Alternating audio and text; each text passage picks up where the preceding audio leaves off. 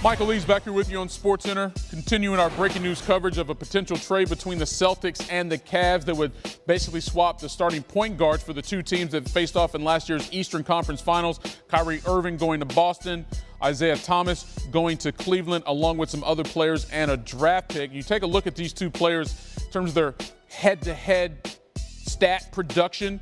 You sort of have similar players when you go inside the box score in terms of points per game. Isaiah scored a few more points in the regular season. Assists, three-point field goal percentage about the same. Player efficiency very close. But for Kyrie, though, his impact for the Cavs really felt in the postseason, where he's averaged more than 25 points per game in each of the last two seasons. That, of course, is two straight trips to the finals. Thomas, though, has never averaged 25 points in a single playoff, and this past year he was hurt in that series, did not play all the games against the Cavs. Let's bring back in basketball insider Jeff Goodman. Jeff, what more can you tell us in terms of where this potential trade stands right now?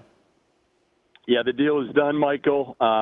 As we mentioned, Kyrie Irving to Boston for Isaiah Thomas, Jay Crowder, rookie big man Ante Zizic. And the big one was the Nets' unprotected pick next year, which, was obviously the number one pick this past year.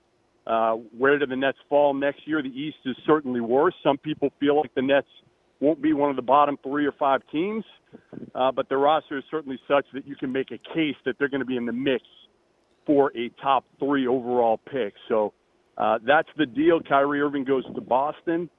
And one of the reasons, we didn't touch on it earlier, Michael, one of the reasons why, Jay Crowder is more expendable is because they were able to pick up Marcus Morris in the offseason for the Avery Bradley deal.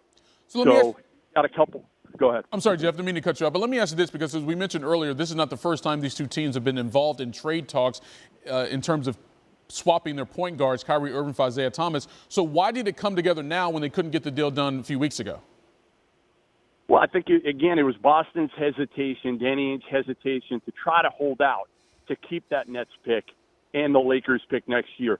Cleveland wanted either Jason Tatum or one of those top 2 picks, and ultimately Ainge decided that the Nets pick was worth getting a guy like Kyrie Irving, now pairing with Gordon Hayward, and still having potentially the Lakers pick, which if it's 2 to 5, they get it next year. If it's not, it becomes Sacramento's pick in 2 years, which, again, could be a top 5 pick. So they've got enough. And the other thing is Isaiah Thomas coming off that hip injury, Michael, and we don't know how he's going to come back, and you wonder how much that played into the Celtics being willing to move him along with Crowder and the Nets pick ultimately.